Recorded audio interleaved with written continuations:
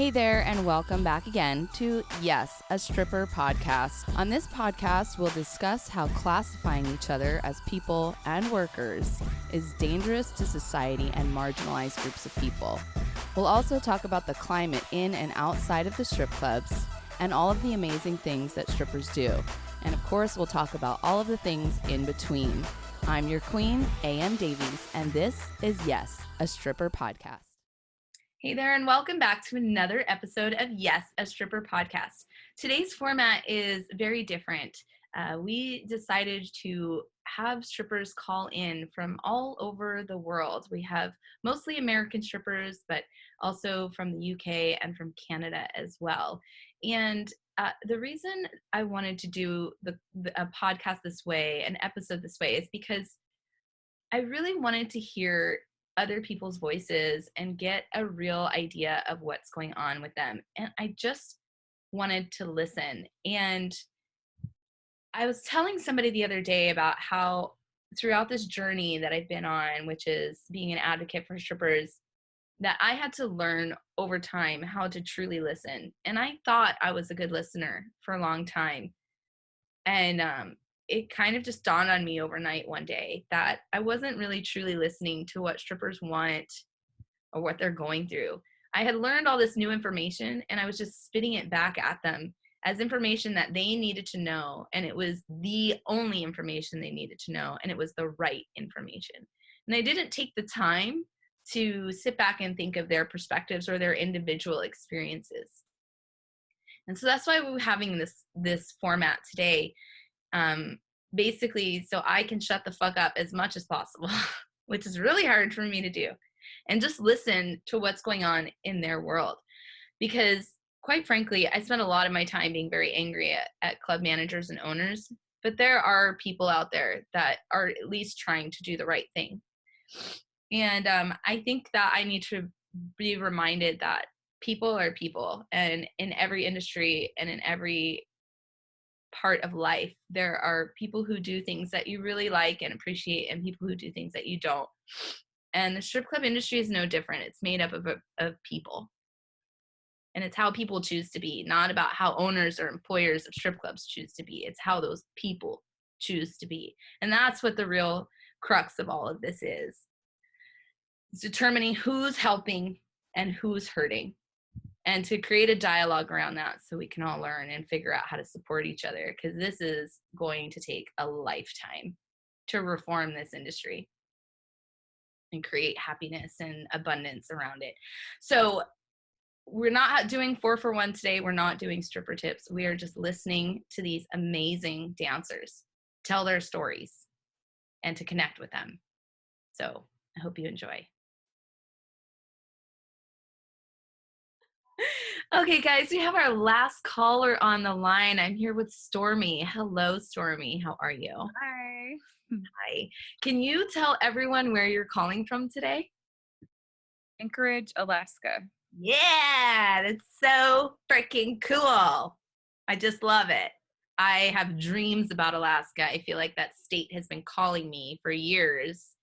And funny enough, I keep meeting people from Alaska very recently. So I think it's time to go. Yeah. Yeah. So how long have you been a stripper for? Well, I just started back doing it like a couple of years ago. Okay. And I was a dancer for like, I don't know, like a few years in my early 20s. So, and then I quit for a while and started working at the club that I'm working at now. Yeah. And yeah. Great. So what was work like for you before the shutdown with COVID-19? Were you treated well? Were you informed by your employers? Were you making money, etc.? I don't think that my employers realized how serious this was, you know? I think that different people, like, you know, handle things differently, and like the more conservative crowd, I don't think that they were expecting, you know, this sort of thing to happen. So like my people that are in charge are a little bit more conservative, I believe. politically. So like, I don't think they realize. I think, you know, it's hard to kind of see through like party line issues, and like when something that on a global scale is happening, like when to take it seriously, or like if it's, you know what I mean? I So do know like, what you mean. I do. so they our club got shut down kind of like none of us were expecting it. I don't believe my general manager was anticipating it, you know. It was like, I mean, we thought it was going to happen. A lot of us did. And I think they were planning on sort of like keeping it open unless we were forced to be shut down, which is what happened. And that's what happened. So they were Yeah. advocating for keeping it open and maybe like creating some new guidelines or something as far as sanitation, maybe.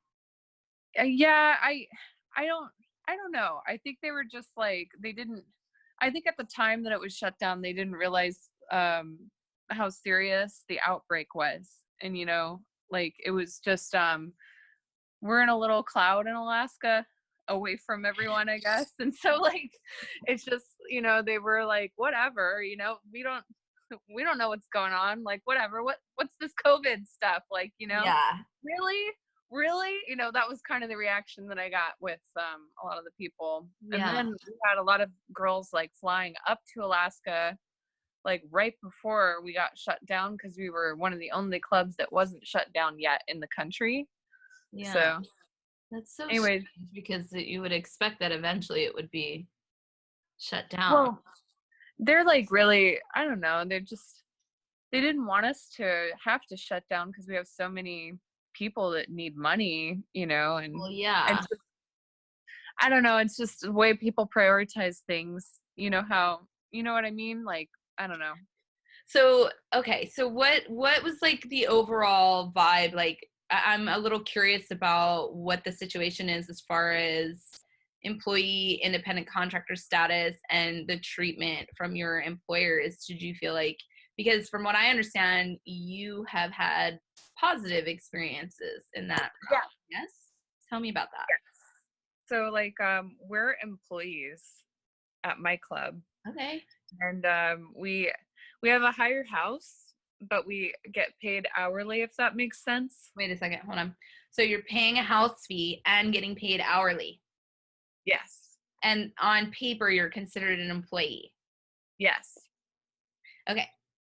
But, you know, like that house fee is very illegal. You know that. You guys know that, right? Well, I mean, I don't know. Like, it is. Yeah. Yeah. There's no other job in the world where they're like, we're going to give you money, but you give us money too. Because then that you're just breaking even. Have you ever heard of a club that doesn't do house fees though? Like, I Yes. mean, Yeah. Oh, really? Mhm. I haven't. I mean, Yeah, I don't know though. There's one here in California. It's called Jumbo's Clown Room. And they pay Okay. their dancers minimum wage, but they also have a full bar and they make money off of that. And there's no dances. It's all performance based. And there was a lap dance booth in the corner where we actually charged $40 per lap dance. And it's a bikini dance. And we kept all the money. And then one day, abruptly, she took the lap dance booth out. So it did eliminate income, but she did it shortly after implementing the minimum wage and our employee status. Then she took away the lap dance booth. She That's claimed pretty cool. It's not cool she took away the lap dance booth. That was a shit ton of money. Yeah. I would make an extra $200 a night just from that lap dance booth. Yeah.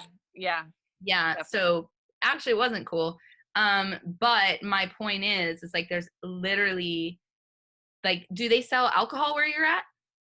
Yes. Okay, so you make so much money off of alcohol sales. Like, they don't need to model their business off of your wage stuff. Sorry, I don't mean to get all political, but, and this is also for other people listening, like, there's no other job where they pay you and you pay them and you break even. Yeah. I mean, I don't know. Like when I talk to the owners and stuff about our house and whatnot, Yeah. I've worked at several different places. And I mean, you know, they're like taking a percentage of the money that you make, like as the night goes on. And at least like for this place, it's a flat fee. It's a very high flat fee, but you're still at least an employee. You get, if you get injured on the job, you qualify for workman's comp. That's great. Yeah, and That's like great. I know several girls that have been injured. Like one of my friends had a broken leg, and she had her expenses covered, and it was like supported by our employers, and like I love that. yeah. And then I like it's a family club, so like the people that own it inherited it from their mom, who inherited it from her mom, and they started it originally in Alaska to help like get rid of pimps in Alaska in the downtown area. So they created like a safe house for sex workers, basically. Yeah, so like they have like this tradition in their family of like this idea passed down to like stick up for us.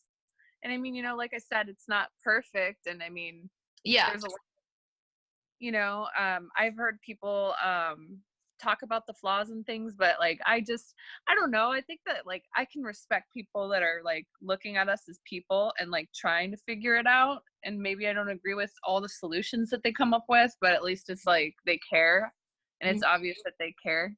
Yeah, like the owner that, you know, one of the owners anyway that I talked to said that she had a really hard time when she was like in her early 20s, because she just like went through some personal addiction problems and stuff, and she felt like she wasn't helping women, and she didn't want to be like, you know, owning a strip club. She didn't feel like it was good to participate in that. And so then her mom was like, you know what, I'm going to take you to some strip clubs in the lower 48, and we're going to interview all of the girls, and, you know, we're going to find out how they're treated and stuff. And so she went down, and like, I don't know what club she went to, but like they asked all these questions and stuff. And her mom was like, that's how we're never going to treat our people, you know? That's amazing. Never. Yeah. So they come from like this background of like, you know, I understand. Create a safe place for us to work. And I think it's really cool what they're trying to do. That's a lot more than a lot of other people are doing for their workers.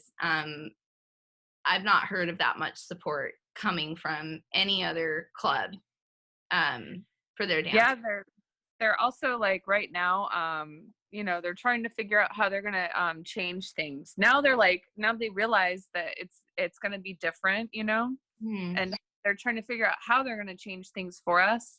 And like my manager has texted me like several times, you know, and all of us really were on a group text, you know, and she's like, I need to get you guys some money. And so she's like trying to look into websites, and like, you know, they're doing, I think it's legal now. So she's, you know, trying to select people that need the money the most, you know, out of all of us.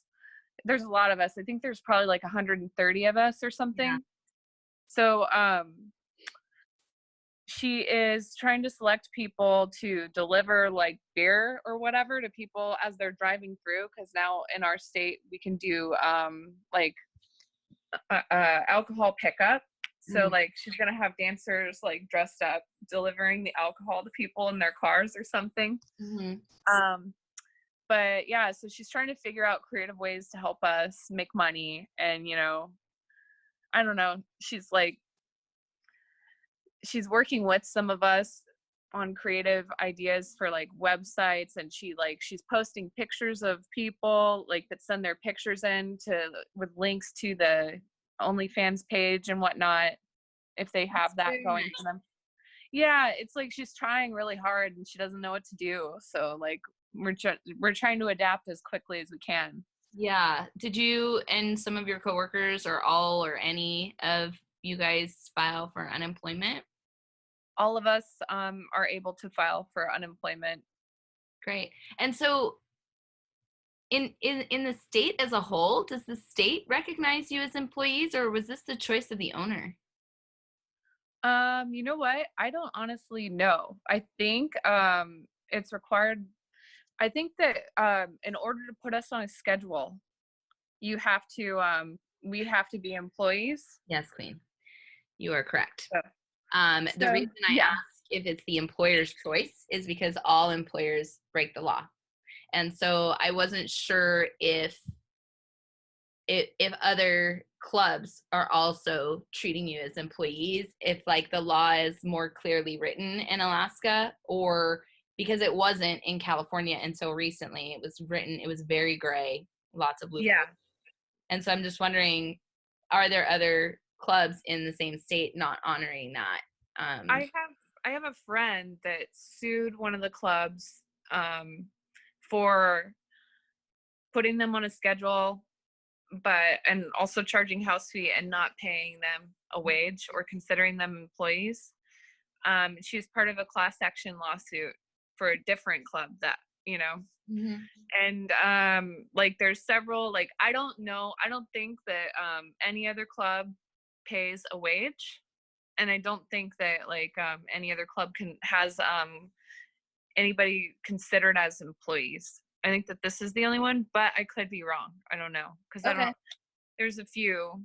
Okay. So, well, if anyone works in Alaska and knows the answer to that question, please write in with some information so we can get a real grasp on that, because I'm very curious now. Yeah. So how are you surviving now? What have you been able to find other streams of income during this time? Honestly, I just kind of lean on my husband. Like, he's able to work, so I mean. Gotcha. Okay. Gotcha. And anybody Yeah. or are most people in a comfortable position, or is there any hardships? I think that there's a lot of hardships. Mm-hmm. There's like, right now, no businesses are open at all, like no restaurants. I mean, they're doing some carry out right now. We're still under heavy quarantine here. Yeah. There's no bars open whatsoever. Yeah. Gotcha. So I think that there's a lot of hardship going on. Actually, one of my friends just died last week. I'm so sorry. Well, she didn't die of COVID, but like I kind of relate it to COVID, because it was like she was drinking like every day and she tripped and she fell. No. And she was by herself. Yeah. And I'm so sorry. Yeah. Yeah. So like, I don't know. I think that like in Alaska, there's a lot of depression, a lot of heavy drinking, a lot of stuff like that going on. Like the liquor store, the one time I went, it was freaking packed. Yeah. it's like crazy in there. Yeah. Wow.